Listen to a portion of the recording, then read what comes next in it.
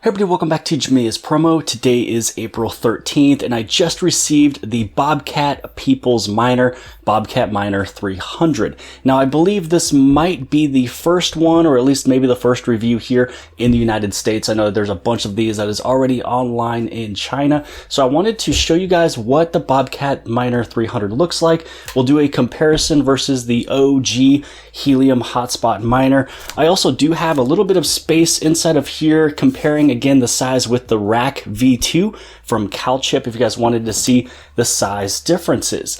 So there is a little bit of details I do want to go over in today's video, mostly just showing it off, what it looks like, the sizes, but also how to purchase the Bobcat. I know it's a little confusing on the website. And then stay tuned to the next video where I'll actually go through and show you how this miner performs. So I will be hooking this up tonight, so I can't really show you how it's performing right now, but I mean there's a lot of really cool reasons to purchase the Bobcat Miner 300. You know, some of the reasons is because of the 4 dBi antenna, the quad core processor, 64 gigs of internal storage, over-the-air updates, and super low power consumption. And also in the next video, I will show off the pairing and setup of the miner, just because this one is not located here where I am located. And really what you'll do is you'll download the Helium application, which I already have. I have two other ones connected, the Helium Hotspot as well as the Rack Hotspot Miner. This one right here is where you choose the option of Bobcat Miner 300. You assert your location, you put it somewhere wherever it's going to be sitting, and then it takes about 24 to 48 hours to really get into the blockchain. Now you can see here that there is a card slot, also the COM port. You don't really need to use any of these two because there is actually internal storage built in. So when it comes down to a few other different miners out there, you do have to have an SD card in there to kind of store a little bit of details. So I'll also go through all of this here in the next video, talking about what each LED color indicates, from red, yellow, green, blue, from booting up to having issues, Bluetooth enabled, in Bluetooth mode, as well as green just means that it's connected and going on. And it just says like, not fully syncing after 48 hours, really just means that your light, make sure it is green. Again, it always takes about 24 to 48 hours for it to really connect to the blockchain. So underneath here is the miner. This thing is looking beautiful. Over here is going to be your power source. So this is what the power source looks like. It does look like it has some ample amount of cable, but if you need to, always get like an extension cable or extension cord. The nice thing with this one is that it does come with a plate that you are able to screw into your wall, place it somewhere, put it somewhere. So this way it's not just sitting somewhere that is just plain and boring. This is where you'd be able to use, it looks like a SIM card popper, but it's used to actually reset the miner itself. So if you do need to resync it back up, there is a little slot in the back that you're able to, gently press in. And then here is going to be basically your antenna. So underneath here, it looks pretty small. So versus some of the other antennas that you may see, this one is a 4 dBi antenna. So what's going to happen is this right here pops off. This will go into the back of the miner itself. And then right over here, this is where you screw in your 4 dBi antenna. Now, what I have over here with my OG Helium miner, that's over here on the right-hand side, I do have a third-party antenna that I am using. It's still a fiberglass 3 dBi antenna. It's what I really technically need, at least here in my area. Also, throw me a like and a subscription if you appreciate me unplugging my Helium miner for today's video and losing the opportunity of earning more rewards. This is just a double-sided, Velcro, so it can stick up. So this is really sitting up on a bookshelf. I have a different antenna that is actually connected, onto basically my windowsill. On the back over here, all you really are going to see is going to be your power source, and then also your Ethernet cable if you do need to have a better connection in case if your Wi-Fi is not, strong enough. And then here is the miner itself, looking very, very classy. So getting a closer look at the Bobcat, I mean, this thing is looking beautiful. You can see here around the back, this is where you plug in your antenna, which is going to be this end right here going on top of here. Just pull off this red little piece of plastic. Then this is where you have your Bluetooth reset button. Again, that little baby SIM card popper that I showed you from before. Gently press in there if you need to resync your miner. You also have your SD card slot, you also your other port, which you don't need to use either of these two. Here's your Ethernet. If you feel that you would like to have a better connection with Wi-Fi, you'd be able to plug it in. You can connect this one through Wi-Fi if you want to. So if it's close enough to your internet source, then you'll be good to go. And then here is your power source, which is going to be coming in right from there. Then right over here on the bottom, this is the thing that kind of puts it a little bit different than a few of the others I have. This is actually a mounting base. So you'd be able to push this off.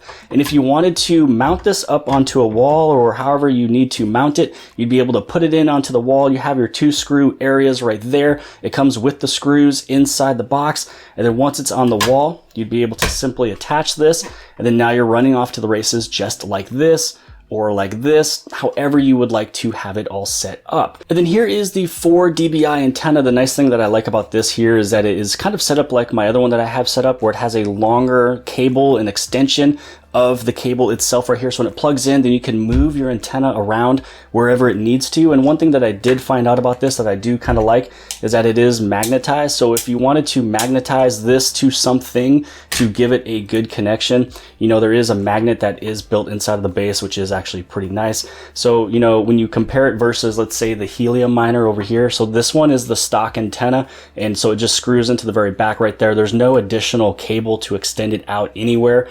Now let's just say that we were to take this off, just to take a look at some of the dimensions. So first off, when we take a look at this, you can see that they're almost kind of a little bit the same size. The only thing that really makes it larger is going to be the base on the bottom. And there we go. So now we can see the size of the Bobcat miner versus the OG Helium miner. Pretty much almost the exact same size. I took off the base just so we can take a look at it. I do feel that it looks a little bit better, and we'll see how bright that LED is. I do know that the one that's built into here on this Helium miner is actually pretty bright. So I have a mug sitting right in front of it, so this way I can still tell that it's green and connected, but it is actually quite bright. So we're gonna see if that is, you know, how bright this one is going to be. Again, I won't really be able to show the whole setup of everything in this video. It'll be in the next video, just because I do want to show you guys, you know, how it performs after a full week, and then maybe after 2 weeks, then after a full entire month. So we showed off the size difference between the Bobcat and also the OG Helium. So what about the rack miner? So with this one, I don't have it here. It is already deployed somewhere else. And inside of here, the only really comparison I can do is that it was sitting right here. It was in this open little baby spot. So it is almost the same size as this box right here. You can tell that they are actually pretty similar, pretty close.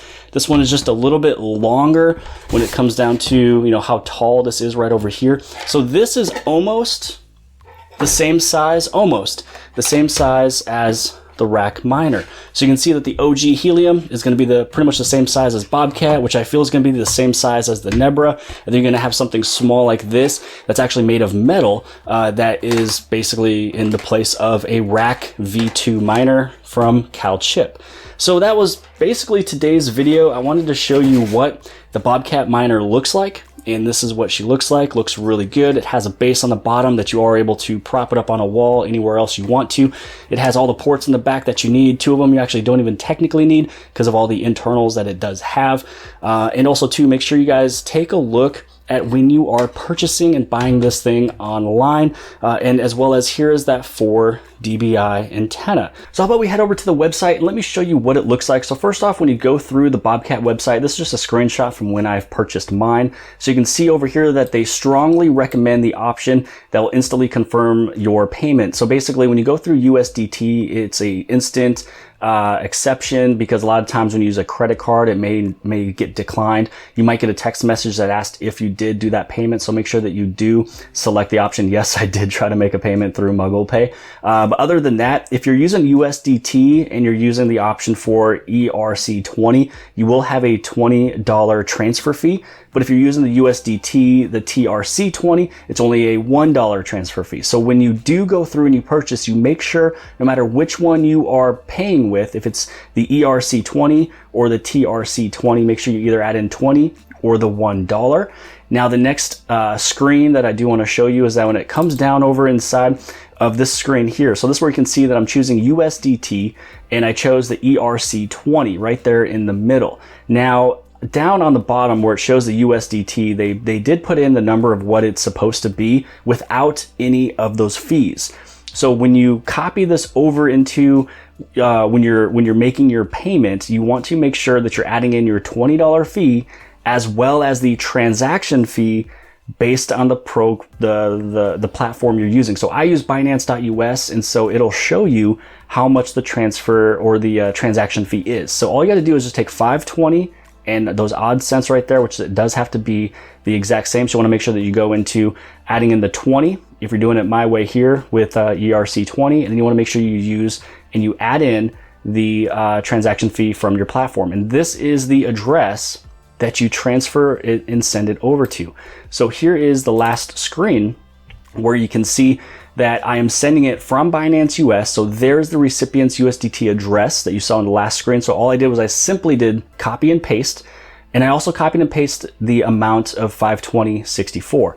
This is the screen where you would like to add in that additional $20. So it should say 540. Then you want to look over here for the transaction fee. How much is the transaction fee? So the transaction fee would have been $16. So they would only be getting that 504. So what's going to happen is when you put in 540, you'll also add in whatever this fee is right there. And when you have it all totaled together, you'll be able to hit submit. And then you just go to the last screen and you say that you have paid for it. Now, if you have any questions on the purchasing portion of this, there's all these emails and contact information. You can contact Bobcat just to make sure that your order went through, and it should actually say that it has gone from pending to paid. So that is the whole entire video. I wanted to recap with purchasing the Bobcat because this thing is super powerful. I'm super excited to get it connected tonight, and I'll come back with another video on how it's performing. Here again is that 4 dBi with that long additional cable. Here is your power source. Here's the same size, basically going up against the OG Helium hotspot. And again, this is almost the size of the Rack V2, one that is quite smaller. And that's really pretty much about it for today's video. Make sure you guys hit on that subscribe button if you guys liked this video. Again, give it a big thumbs up if you appreciated it. More videos to come here in the near future of the Bobcat and more, also including Nebra and other things that you guys would also like to see. And I'll see you guys later.